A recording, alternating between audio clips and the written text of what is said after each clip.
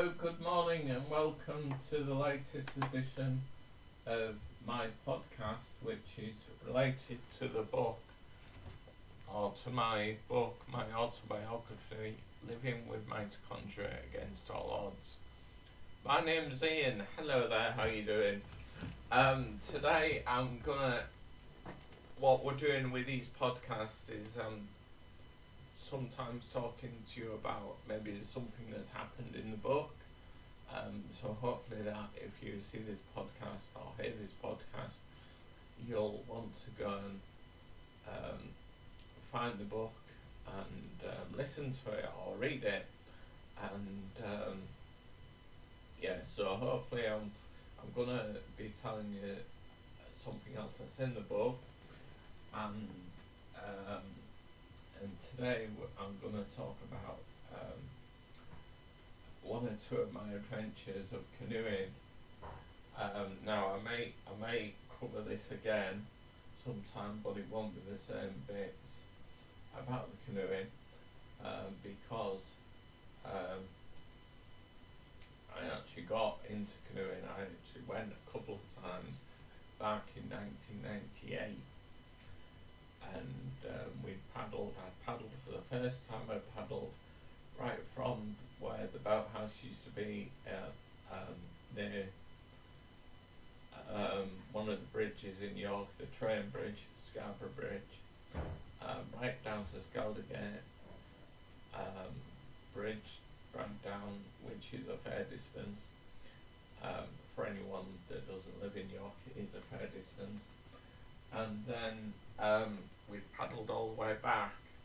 Now I was in a single boat, and one of the guys who were in charge turned around to me and said, "You got to do a capsize drill now." He says, turn the boat upside down, tap it 3 times, meaning you're not panicking, and then get out. Anyway, I did this. I tapped the boat. I got out, and he turned around to me and said, "You didn't tap the boat, get out and do it again." And I went, "Oh heck." Anyway, I mean these back in 98, I think I was still just using a long cane or a cymbal cane. So my balance was much better back then. Anyway, this was like in June or July. So it wasn't very the water wasn't very warm, put it like that. And then I think I did 2 weeks of that. And then I had a really, really long break. And then I went back down, I inquired about it on email, and I went down to the last pool session just to kind of get assessed and stuff in 2002, and after that session I think it was agreed that I would be in a 2-man canoe. York Canoe Club got one of the other canoe places they're involved with to loan them a duo, which was like a 2-man canoe, and so I paddled this duo most weeks with someone that year, and then when it came to winter, I went on a couple of trips. 1 or 2 were quite memorable. One, we were going down the River Wharf, and I was in the 2-man. Whenever I went on trips, I always paddled the 2-man boat, because obviously with the trips you're on white water and I couldn't see what's coming up. You can hear it, but you can't see it, and that's quite daunting. Whereas when you're skiing, you can't see it or hear it, so you just gotta go with it. But yeah, we went down this drop on the wharf, and I thought, we're going over one way, and we went over another way, the other way. I mean, there was hope we were going to go over on the left, but then we went down another drop and went over on the right. Anyway, before I could think about disembarking, getting out of the boat, my fellow paddler Ian, he rolled the boat back up, which was amazing. Another couple of incidents on the river when I paddled a single boat.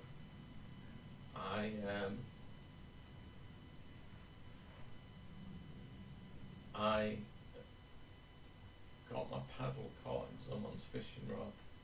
There was someone fishing on the bank, and of course I didn't see him, and I didn't see his rod, obviously. So, and you wouldn't believe I couldn't see it first, and one of my mates who was canoeing with me had to confirm to him, no, he can't. Anyway, this guy was most apologetic when I got off the river. He came over and he shook my hand,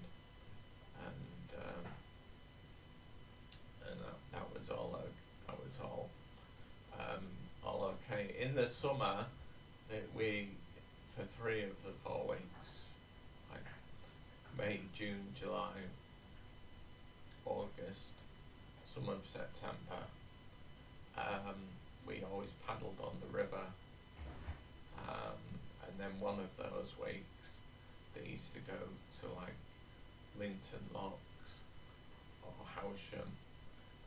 I only went once on one of the trips to Linton, which was the first time that I could have gone, and I think when me and Ian came down this rapid, we got caught against these rocks and they pulled me out, and this particular occasion I had my dog with me, my guide dog, and Tamara came over, and so one of the mums was holding her, and it was quite, but after doing that, I thought to myself, if I ever get into trouble on the white water again, don't worry about it, because people will be there to help you. And in fact, if I wanted to go on a trip and they didn't think that it was going to be enough cover, I couldn't go on the trip. So the health and safety, they always made sure that there was enough people on the trip. Right, we'll come back to the canoeing in a couple of weeks.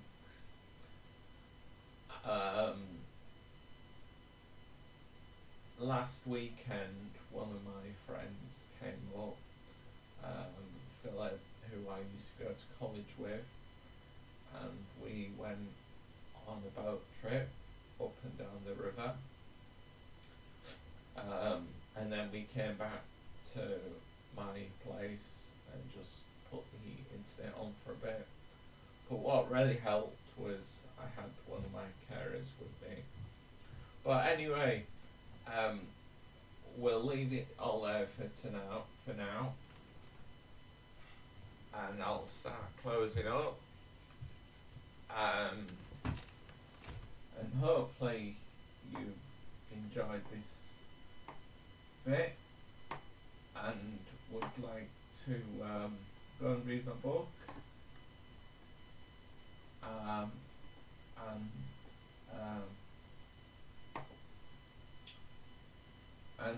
I'll speak to you very soon. Like I say, hopefully you've enjoyed this, and speak to you soon. Goodbye.